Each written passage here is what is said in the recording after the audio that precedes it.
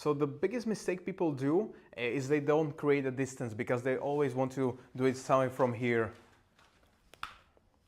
And the whole point of the pepper spray, the distance advantage that we have, we completely lost. So we need to create the distance, and that's what we are going to train. You either create the distance right from the beginning, when I'm starting the conflict, hey man, hey, and he's starting to go back with the pepper spray and then spraying because we are using the jet, not the fog, so we can make sure that we have the distance, or during the stop effect. So when he's screaming the stop, he'll take a big step back, hey man, Stop! Enough! And he has the distance again. So as you're saying the stop, a big step back to even make the distance longer. So we are going to train it, but this one, because it is the most important part, you need to train it at least 50 to even 100 times, because without the distance, all of this is useless. So create a distance, do it with your partner at least 50 to 100 times. If your partner at the end can't reach you, that is the distance you want to be in. So grab your partner and go. But before you actually start to do this exercise, how to do it correctly, your partner needs to say if you are in long enough distance. So if he does it poorly and he'll be too close, stop. And if I can grab it or catch him, it's too close.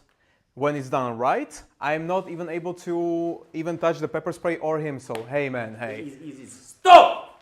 Okay, and now I'm here. So there's no way of me actually catching it.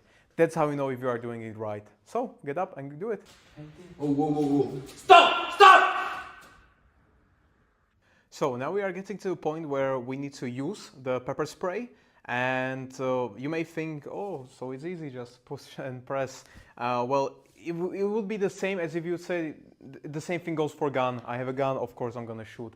It's not. Even this we have to practice, and a lot of practice. There's two differences. The first one would be from a big distance. You're going to train it like you're going to pull it out and extend the arm. Even imagine that you have something here, you want to point it to my head, but the arm is completely extended because we have the distance. You created the distance. A little bit different would be we are way too close. So the problem is here now. That's too close to my face. He would either need to put it from his hips here, or like we were showing you under the armpit, from here to my face. But that's based on the distance that you have created. Have you created it long enough, or is this too short? So how we are going to practice? You're going to take your pepper spray, and just like with a gun, you are going to draw it, and with your finger, you're going to point where actually you want to hit. That's why with pepper spray you don't need as much training as with guns, because with guns you shoot and then you have to correct yourself. Here you see the stream of water, so is it going a little bit left to his head? Okay, a little adjustment. That's why with pepper spray it's a lot easier. So again, extend the arm completely, and with finger you will have the trajectory. It's going to be of about centimeters that you can adjust very quickly.